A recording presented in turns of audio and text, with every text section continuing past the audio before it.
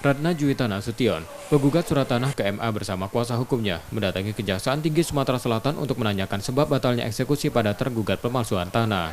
Cik Maimun yang digugat atas pemalsuan surat tanah oleh penggugat dan sudah menjadi terpidana. Beberapa pekan lalu gagal eksekusi Kejati Sumsel karena sakit. Penggugat menilai Mahkamah Agung memutuskan tergugat dihukum 3 bulan penjara, sudah memiliki kekuatan hukum tetap dan harusnya sudah dieksekusi meski dalam kondisi sakit.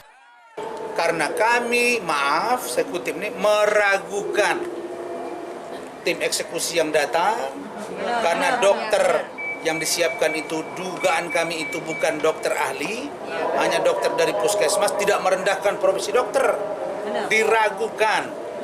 Bisa jadi ada kesepakatan, bisa jadi.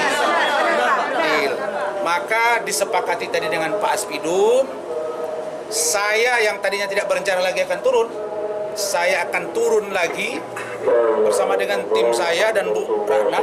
Kita akan bawa dokter dari pihak kita.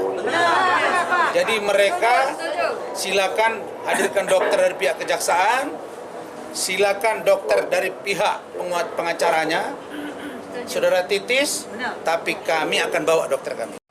Beberapa pekan lalu, tim jaksa dari Kejati Sumsel melakukan eksekusi pada terpidana pemalsuan surat tanah, namun batal karena kondisi terpidana sakit keras. Yudi Kiswanto, Kompas TV, Palembang, Sumatera Selatan.